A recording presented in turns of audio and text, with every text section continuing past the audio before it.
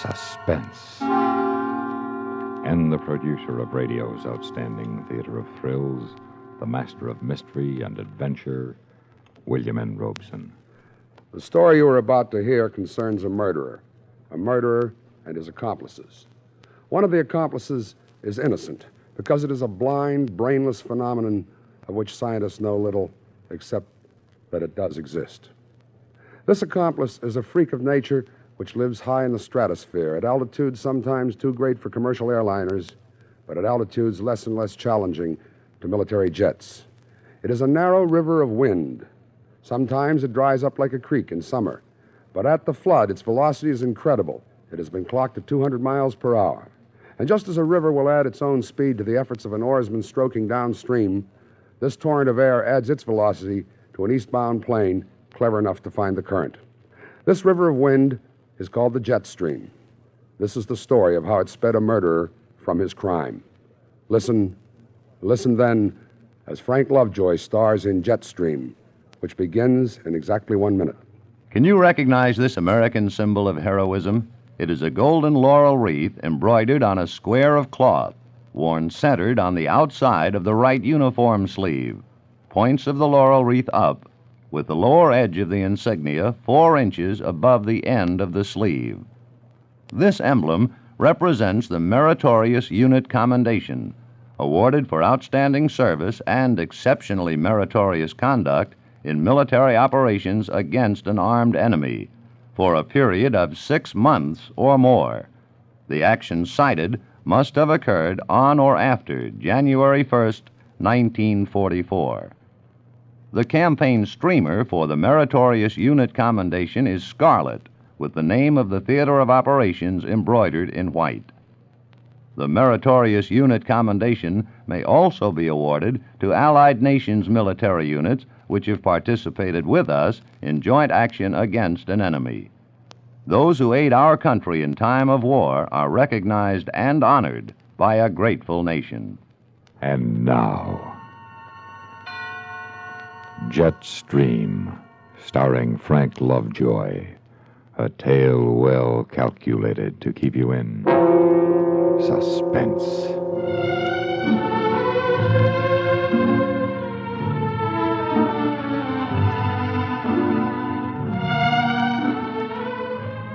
The day you decide to murder your wife can start like any other morning in New York. Mail's here, Mr. Martin. Thank you, Vicki. Including a letter from your wife, darling. Oh, good, good. This ought to have the answer. Let me have it. I thought up another one last night, darling. Another way to murder her. Oh? All you have to do is sign out one of your jets from the Air National Guard and fly out to Los Angeles and strangle her. Be back the next morning and nobody'll ever know. Well, I'm afraid they're not that fast unless I caught the jet stream, and besides, the cops just might suspect me if they checked up and found my name on a flight plan. Oh, I figured that out. You sign out in Bud Lynch's name. I see. Well, where do I get a hold of his instrument card, his service number and such? He keeps his military stuff in his desk. Ah, and you have the key to every desk in the office. My, you have been thinking. Vicki, let's not play that game anymore. You're getting too good at it. Oh, look at this. What's the matter? Oh, no. What is it, John? She's finally going to do it. She's finally going to do it. What? She's going to phone Calloway. She not only won't consider a divorce, she's going to phone the boss. But John, it was 15 years ago and you were acquitted. You said so. You were, weren't you? Well, of course I was. You think they'd let me fly in military planes if I'd been convicted by a court-martial? If you were acquitted, what difference will it make to Calloway? Suppose a client found out I'd even been accused of forgery. Calloway finds out, he'll have to fire me. You know that. Why is she doing it? Oh, she's jealous. She's bitter and twisted. She doesn't think straight. Half the time she's looped. But she was sober when she wrote this, I can tell. Maybe you can make up with her. Take her back. After all, you have so much in common, your little son. Oh, come on. Take her back. Are you kidding? You're what I want. You're everything I want. Well, you have a funny way of showing it. How come you'd marry someone like that in the first place? Well, let's call it the war, okay? Okay. Get me her number in L.A. Yes, darling.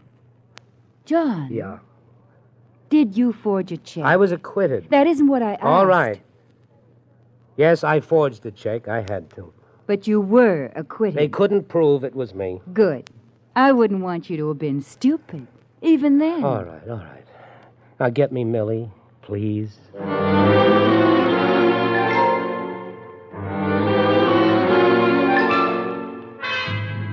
I opened the window and let in the sound of New York. The smell and feel of wealth and power was in the air. I'd come a long way from a two-bit copywriter's job in Los Angeles, and I wasn't going back. Hello, Millie. Oh, do you know what time it is out here? Yes, it's 7 a.m. in L.A. Now, look, Millie, I got your letter. Now, what do you want, anyway? I'm sending you half my salary, more than half. I didn't ask for any more money. Well, what do you want? Listen, lover, I'm your wife. Remember, I'm tired of being out here alone with Timmy while you live it up back there with some cheap doll. Well, look, calling my boss is just going to lose me my job. That's your problem. I'm calling Calloway, and I'm calling him today, and I'm telling him all about your glorious Air Force career. You got that? Well, he's out of town. Then I'll call him tomorrow, and the next day, and the next day, and the day after that. You understand? You understand that?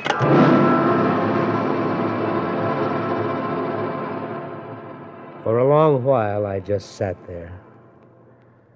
And then slowly, I became aware of the model of the F-100 Super Sabre jet on my desk. I hardly heard Vicky come in. Here's your speech for the Air National Guard, darling. You and Bud Lynch are due at the press club, 8 sharp tonight. Oh, okay. Leave it here. And here's something else. I stared at the card she'd handed me for a long moment before it registered. It was a flight instrument card just like my own, but typed on it was Bud's name. Captain B.L. Lynch, New York Air National Guard, service number 3476218. For a long time, I stared at it with the blood pounding in my ears.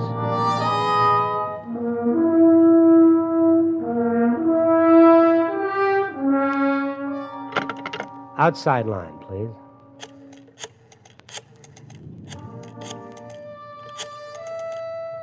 Mitchell Field, give me the weather desk. Weather, this is Captain Lynch, B.L. Lynch, Air National Guard. I'm requesting a plane for cross-country to L.A. and return tonight. Is the jet stream active? That much? Good, let me have the operations officer.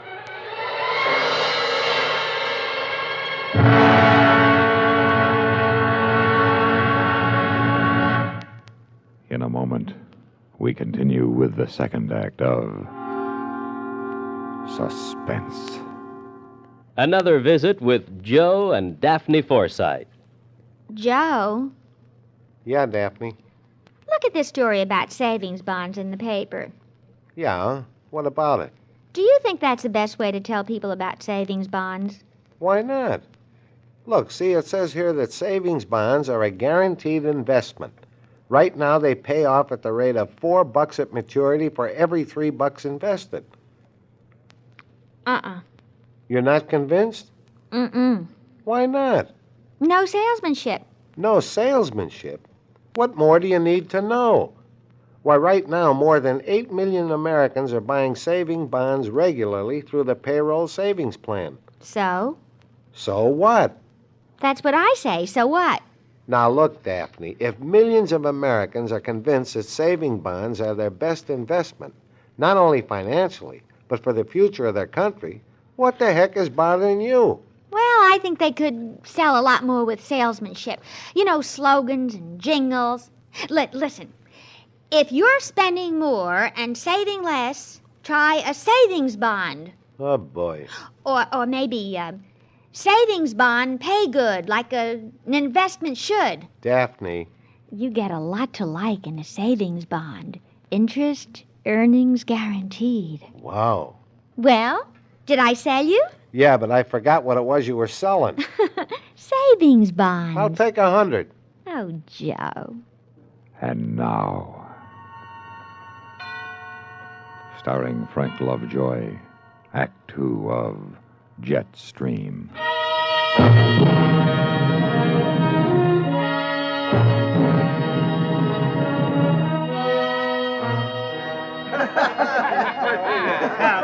But seriously, some of our buddies in the Air National Guard have given more than time. They've given their lives. From you of the New York press, we ask this. Understanding of the occasional loss of life inevitable when civilians fly high-speed aircraft, and recognition for the records we break, the milestones we pass, and the security we bring to our country. Oh, what a flag waver you are, John. Thank you, Bud. How'd the time come out? It's just 8:30. You came right out on the nose. How about a drink? No, I'll run along. I have some work to do at the house tonight. I had work to do. Not in my apartment, but at Mitchell Field, Long Island. I stood by my locker in my squadron's hangar and struggled into my G-suit. And when I took my helmet from the locker, I almost dropped it. On the front was my name, Major John Martin, A.N.G. Any one of a dozen people would have seen it. What was I doing, anyway? I wasn't a murderer. This was fantastic. Yet I found myself scraping the name from my helmet with my sheath knife. And then I went to operations. Yes? I'm Captain Lynch, B.L. Lynch. I called this afternoon for an F-100. Cross country to L.A. and return. Yes, Captain, she's on the line. Could I see your instrument card, please? There you are. Okay, Captain, have a good flight.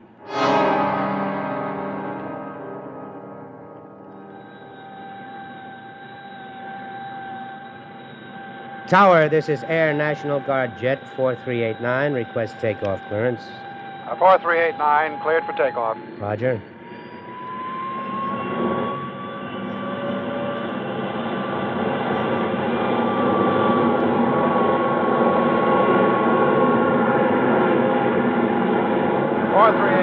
You are airborne at 2129. Good night. Roger, good night.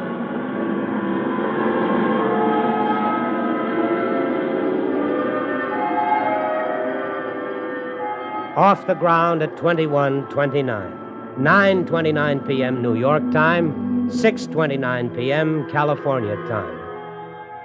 Millie would be putting Timmy to bed, probably. Or does a 2-year-old put himself to bed? An hour ago, I'd been speaking to the New York Press Club. In a few hours, I'd be in California. The modern jet was incredible. Then I remembered what I was using it for, and I almost turned back. But I pulled the computer out of my knee pocket and began to navigate. 5 hours later, after a refueling stop at Albuquerque, a vast glow in the west took shape. The lights of Los Angeles. I looked at my watch. Not yet midnight on the coast. I'd made it on schedule. It still all depended on catching the jet stream going back. Going back after what? But now I had a landing to worry about, and then some fast talking to a refueling crew for the loan of a Jeep.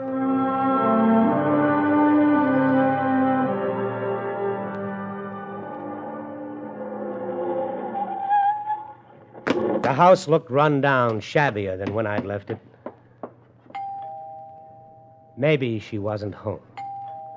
Then I could climb into the Jeep and go back to the airport. Well, John Martin, what are you doing here? I came to talk to you, Millie. You sure don't waste any time. Come on in. You still playing Junior Birdman? My beneficiary in your insurance? Have a drink. No, thank you. You mind if I have one? There. Now, what do you want? A divorce. No. Oh, Millie, there's no sense in our... Unless you come back here to live, I'm calling your boss. Is that clear? But why? Why? Because you're my husband. I don't like your horsing around with whoever you're horsing around with back there. I won't stand it, see? Why do you want me back? You don't love me. You know you don't. Don't love you? Buster, I hate you, hate you, hate you, hate you. We woke him up. Now you'll bawl all night. You care to take a look at your son? Yes, please. See? You got to know your little boy, too. You can play baseball with him like it says on the book. Millie, you're drunk. And if you're lucky, little Timmy, maybe your daddy will teach you to forge checks. Stop it, Millie. Wouldn't you like to learn how to be a paper hanger, Timmy? Shut up, you witch, you dirty witch!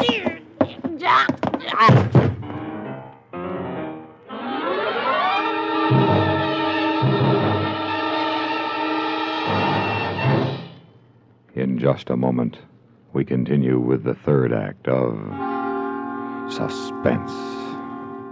We have, together, ample capacity and freedom to defend freedom. This is NATO, the North Atlantic Treaty Organization. NATO possesses a shield of well-equipped, highly trained land and sea forces, plus tactical air support and special units. The NATO shield extends from north of Norway to the eastern mountains of Anatolia in Asian Turkey. Complete disposition of forces is covered by a radar warning system, plus a perfected network of telecommunications, enabling the Supreme Commander to direct operations with extreme rapidity over a 2,000-mile front. The United States of America is a part of NATO. You should be aware of and alert to the programs and objectives of the North Atlantic Treaty Organization. And now, starring Frank Lovejoy, Act 3 of Jetstream.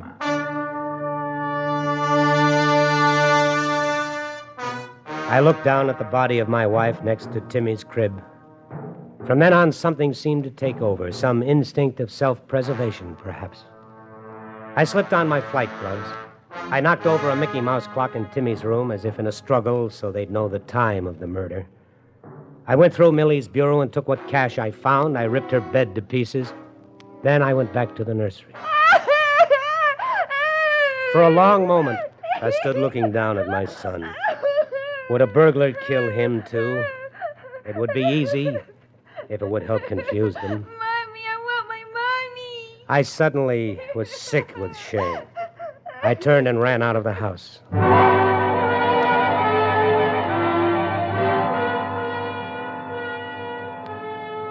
Sergeant, is that jet stream still active? I hope to tell you, if you can find it. It's at 45,000 feet, 190 knots.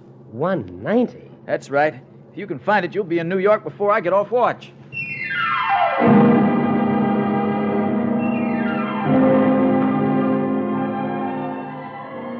You can't feel the jet stream any more than you can see it or understand it, but you can tell when you're in it because all your navigational estimates are wrong. You're flying the beam, but you're passing your stations too fast.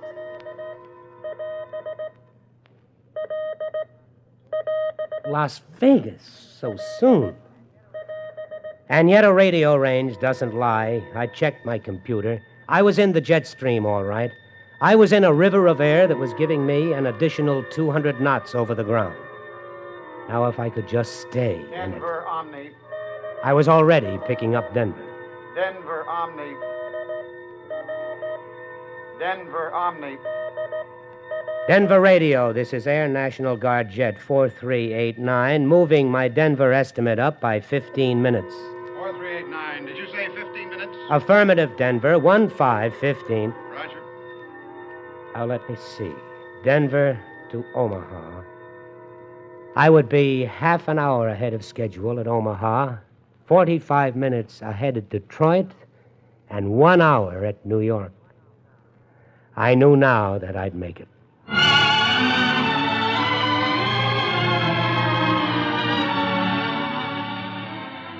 I opened the window in my office and let in the morning sounds of New York. I looked at my watch. It was just past 9. I'd made it. I'd even beaten the office people to work. The shadow that had hovered over me for 15 years was gone. I should have been happy, but instead, I was empty and lonely. I heard Vicky arrive at her desk outside and flipped on the intercom to call her, and I heard her talking to someone. Expect him in? He may be late today. Yeah. How'd you know? He told me yesterday.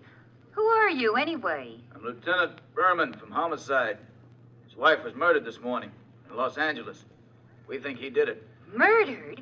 But John couldn't have done it. He was giving a speech to the press club last night. He was. Well, we'll check on that. Anyway, he's in Los Angeles now. Say, where does... John! See, I told you. Are you Martin? Yes, and you're? Lieutenant Berman from Homicide. I have bad news for you, Mr. Martin, and an apology. Bad news? Yes, sir. About 4 hours ago, your wife was strangled in Los Angeles, apparently by a burglar. I'm sorry to have to tell you. Oh, John. We'll do everything we can to apprehend the killer, sir, but frankly, there aren't any clues. As your secretary will tell you, we even suspected you. It's all right. What's the matter, John? His wife was murdered this morning, Mr. Lynch. Oh, no, John. Hey, which one of you guys is Lynch? I am. Why? You an Air National Guard pilot? Yeah? I'm Johnson from the news. The boss sent me over to take your picture. Me? Why? It's that hop you made last night to L.A. and back. What? If you just step away John, over what here went by the... wrong? I don't know. I thought we were in the clear. What do you mean, we? Leave me out of this. You're nuts. I haven't flown for a month. Los Angeles and back, you said. So you didn't happen to visit your buddy's wife while you were there, did you? Don't be ridiculous. Had a drink at the club after the meeting, was home by 10. Ask my wife. Oh, Vicky, I guess this is it. John! I made the flight, Lieutenant. I used his name. Well, John, he's crazy, Lieutenant. He's in my squadron, but, well, he'd need my instrument card for one thing. Where is that? Here, in my desk. It's gone. And who has the key besides you? Well, nobody, just Vicky. I see. You're not going to make anything out of that. Yeah, we might. I'd like to see you try. All right, Martin, let's go. Say, Johnson, don't these National Guard jokers fly cross country all the time? What's so special about this? Well, geez, Lieutenant, I thought I told you. This guy hooked onto the jet stream they talk about. Under 11 hours to L.A. and back. The National Guard figures he broke the world's record. What did you say? He broke the world's record. John, did you hear him? You broke the world's record. Oh, you idiot! You stupid idiot! Stupid! All right, miss. All right, you better come along, too.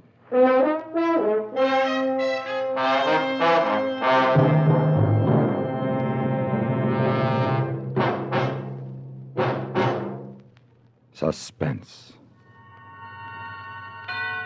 in which Frank Lovejoy starred in William N. Robeson's production of Jetstream by Michael Frost. Supporting Mr. Lovejoy in Jetstream were Alan Morgan, Virginia Gregg, James McCallion, Harry Bartell, Norm Alden, and Sam Pierce. Listen. Listen again next week when we return with another tale well calculated to keep you in suspense.